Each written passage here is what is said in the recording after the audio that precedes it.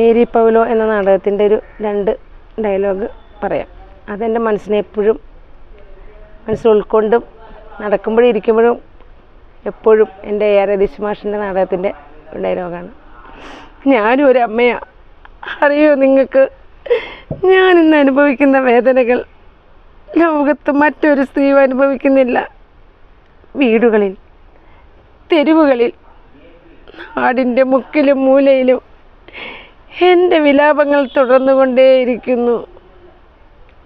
അമ്മ ജീവിതങ്ങളെ അലക്ഷിതരാക്കി യാത്ര പോലും പറയാതെ മക്കൾ പടിയിറങ്ങിപ്പോവുകയാണ്.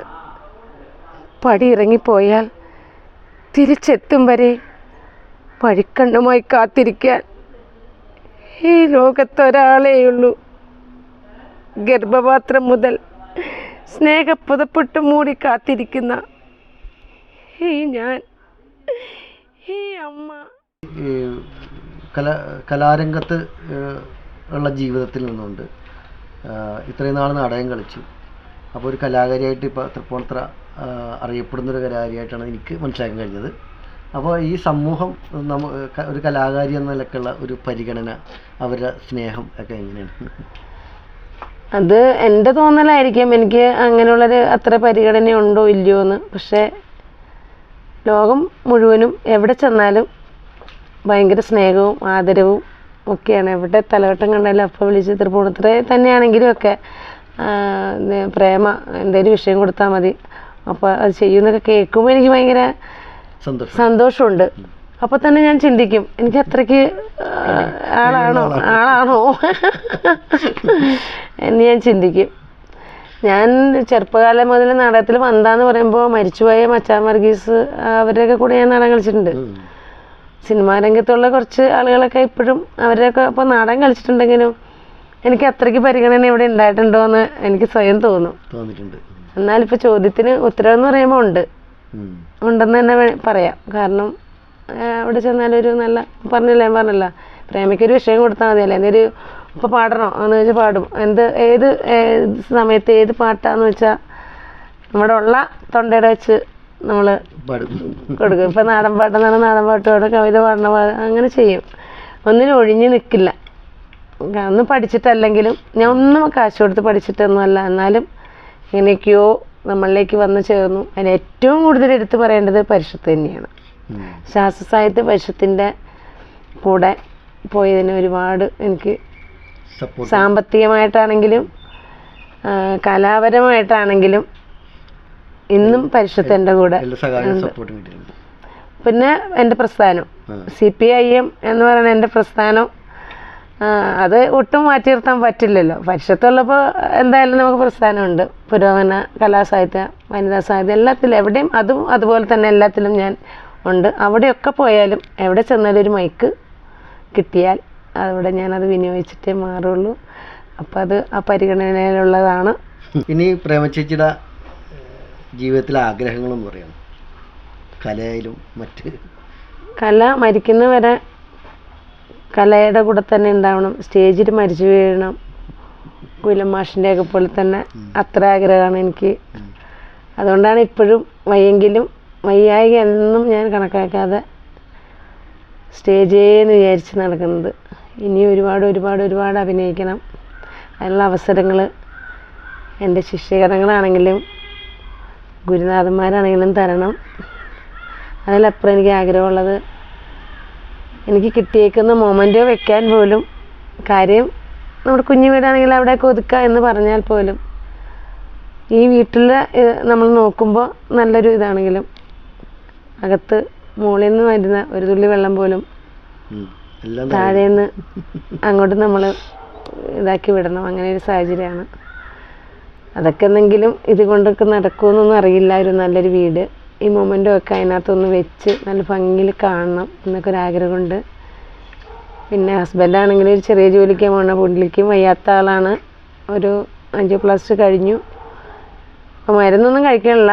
ഹൈ പ്രഷറും ഷുഗറും ആൻജിയോഗ്രാമും ഒക്കെ അതൊക്കെ ഉണ്ടെങ്കിലും മരുന്നിലൊന്നും പോകുന്നില്ല. പുള്ളി നന്നായി കവിത പാടും. നല്ല കലാകാരൻ തന്നെ. മക്കൾക്കും കലയ്ക്ക് കുഴപ്പമൊന്നുമില്ലെങ്കിലും ഞങ്ങളെപ്പോലെ അവർ ഇതിലേക്ക് അങ്ങനെ വരാതെ. ഇപ്പോഴത്തെ കുട്ടികളുടെ ഒരു ഇതാണല്ലോ അങ്ങനെ. കൂട്ടുകൂടുമ്പോൾ ഒരു പാട്ട് പാടുമെന്ന് പറഞ്ഞ പോലെ. മൂത്താളും മൃദംഗം പഠിച്ചാണ്, നന്നായി പടം വരയ്ക്കും, അത്യാവശ്യം പാടും. ഇളയാളും പാട്ടൊക്കെ പാടുന്ന ആളൊക്കെ ആണെങ്കിലും ഞങ്ങളുടെ പോലെ അവരങ്ങനെ വരാത്തതിലൊരു വിഷമമുണ്ട്. പിന്നെ ജോലിയാണെങ്കിലും രണ്ടുപേർക്കും അങ്ങനെ പറയത്തക്ക വലിയ ജോലികളൊന്നുമില്ല. ചെറിയ ചെറിയ കൂലിപ്പണി എന്നൊക്കെ പറഞ്ഞങ്ങനെ പോകാം. രണ്ടാമതാൾ ഗ്രാഫിക് ഡിസൈനിങ് കഴിഞ്ഞിരിക്കുകയാണ്. ഇപ്പോൾ ഒരു ചെറിയ കമ്പനിയിൽ പോകുന്നുണ്ട്. മൂത്താൾ എല്ലാ ജോലിയും ചെയ്യും. ഇപ്പോൾ അവനാണെങ്കിലും ഒരു ആക്സിഡൻ്റൊക്കെ ആയിട്ട് വയ്യാതിരിക്കുന്നു. അപ്പോൾ അതാണ് ഞങ്ങളുടെ കുടുംബ പശ്ചാത്തലം. അച്ഛൻ മരിച്ചു, അമ്മ മരിച്ചു. ഞങ്ങളെ നോക്കി വളർത്തി ഇത്ര എത്തിച്ച് ഞങ്ങൾ 3 പെൺപിള്ളേരായിരുന്നു. വളർത്തിയത് അത് ഏറ്റവും ആദ്യം എടുത്തു പറയേണ്ട ഒരു കാര്യം തന്നെയാണ്. എൻ്റെ അച്ഛൻ്റെ ഒരു പെങ്ങൾ ആണ്. ഇപ്പം ഇവിടെ ഇല്ല പുള്ളി. ഇപ്പം അച്ഛൻ്റെ രണ്ടാമത്തെ പെങ്ങളുടെ മോള് അടുത്ത ദിവസം ആസ്ട്രേലിയയിലേക്ക് പോവാണ്. അപ്പോൾ അവിടം വരെ ഒന്ന് പോയേക്കാണ്. അമ്മായിയാണ് ഞങ്ങളുടെ. അവരാണ് ഞങ്ങളെ ഇവിടം വരെ എത്തിച്ചത്. പിന്നെ ഒരു 15 കൊല്ലം ബാലയ്ക്ക് പോയിരുന്നു ഞാൻ.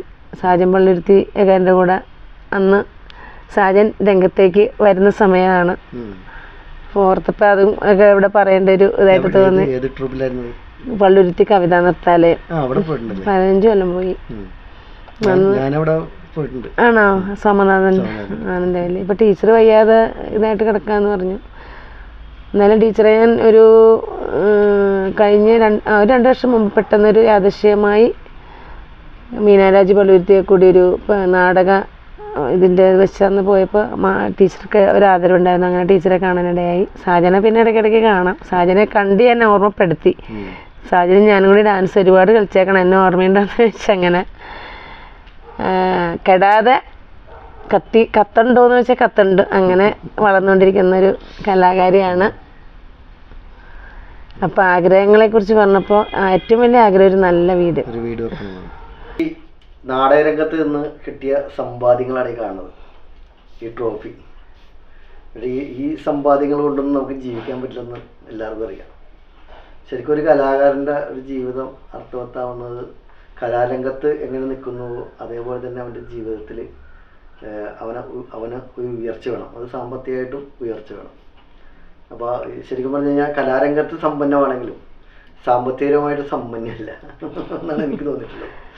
അപ്പോൾ അതിൻ്റെ ഒരു അന്തരം ഒന്ന് പറയാമോ? അത് കറക്റ്റ് തന്നെയാണെന്ന് ആ ചോദ്യത്തിൽ കൂടി തന്നെ ഉത്തരവും വന്നുണ്ട്. കല കൊണ്ട് ജീവിക്കാം എന്ന് നമ്മൾ വിചാരിച്ചതെല്ലാം വെറുതെ ആണെന്നാണ് ഈ ട്രോഫി കൊണ്ട് തന്നെ മനസ്സിലായത്. ഇത് മാത്രമേ ഉള്ളൂ നമ്മുടെ സമ്പാദ്യം, ഇതിനപ്പുറത്തേക്കൊന്നുമില്ല. ജീവിതത്തിലേക്ക് നമ്മളെ എത്തിക്കാൻ നമ്മുടെ കല കൊണ്ട് സാധിക്കുന്നില്ല. കാരണം കലാകാരന്മാരെന്ന് പറഞ്ഞാൽ എന്തെങ്കിലും കൊടുത്താൽ മതി, എന്തെങ്കിലും മതി, അവരതുകൊണ്ട് ജീവിക്കും എന്നായിരിക്കും ഉദ്ദേശിച്ചുകൊണ്ടായിരിക്കും. അതല്ല, നമ്മളെ ഒന്ന് കൈപിടിച്ചുയർത്തണം. അവർ ഇത്രയും കല എന്ന് പറയുന്നത് നമ്മുടെ ജീവിതവും സമൂഹത്തിൽ നടക്കുന്ന കാര്യങ്ങളും എല്ലാം നമ്മൾ സമൂഹത്തിന് മുമ്പിൽ എത്തിക്കുന്നത് ഒരു കലാകാരന്മാരാണ്. അത് പാട്ടിലൂടെ ആയാലും ഡയലോഗിലൂടെ ആണെങ്കിലും അതേ ജനങ്ങൾ കേൾക്കാനും കാണാനും നിൽക്കാറുള്ളൂ. പക്ഷെ അതിന് വേണ്ട പ്രോത്സാഹനങ്ങൾ മറ്റുള്ള രംഗത്തുനിന്ന് വരാത്തതിൻ്റെ ഒരു കുറവ് കൊണ്ടാണ് നമ്മൾക്ക് സാമ്പത്തികപരമായി നമ്മൾ ഇടിവും ശാരീരികമായി തളർച്ചയും ഒരു ട്രോഫിയിൽ നമ്മൾ പെങ്ങളായ അമ്മയ ജന്മങ്ങൾ തള്ളുമെന്നേ